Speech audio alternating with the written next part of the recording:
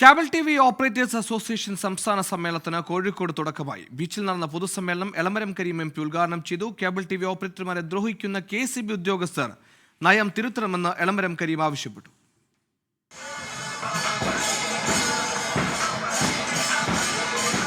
മൂന്ന് ദിവസങ്ങളിലായി കോഴിക്കോടാണ് 14ാമത് COA സമ്മേളനം നടക്കുന്നത്. ആദ്യ ദിനം നടന്ന പൊതുസമ്മേളനം എളമരം കരീം MP ഉദ്ഘാടനം ചെയ്തു. KCB ഉദ്യോഗസ്ഥർ ബോധപൂർവം പ്രശ്നങ്ങൾ സൃഷ്ടിക്കുകയാണെന്ന് അദ്ദേഹം കുറ്റപ്പെടുത്തി. നിലപാട് തിരുത്തിയില്ലെങ്കിൽ തൊഴിലാളി പ്രസ്ഥാനങ്ങൾ മുന്നിട്ടിറങ്ങുമെന്ന് മുന്നറിയിപ്പ്. ഈ സത്യാനന്തര കാലത്ത് സത്യത്തിന്റെ വായ മൂടിക്കെട്ടുകയും കോർപ്പറേറ്റ് താല്പര്യത്തിന് അനുകൂലമായ വിധത്തിൽ വാർത്തകൾ വാർത്തെടുക്കുകയും രൂപപ്പെടുത്തുകയും ചെയ്യുന്ന ഒരു കാലത്ത് ബദലായി നിൽക്കുക എന്നത് തന്നെ ഒരു വലിയ പോരാട്ടമാണ്. അതിന് ധൈര്യം കാണിച്ച കേബിൾ TV ഓപ്പറേറ്റേഴ്സ് എന്ന COA എന്ന ഈ പ്രസ്ഥാനത്തെ ഞാൻ അനുമോദിക്കുകയാണ്. നിങ്ങൾ കാണിച്ചതിൽ വലിയ ധീരതയാണ്.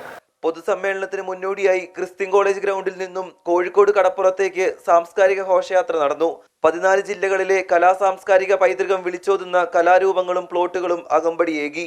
സംസ്ഥാന സമ്മേളനത്തിന്റെ ഭാഗമായുള്ള പ്രതിനിധി സമ്മേളനം ഇന്ന് കണ്ടംകുളം മുഹമ്മദ് അബ്ദുറഹ്മാൻ സ്മാരക ഹാളിൽ നടക്കും. 24 കോഴിക്കോട്.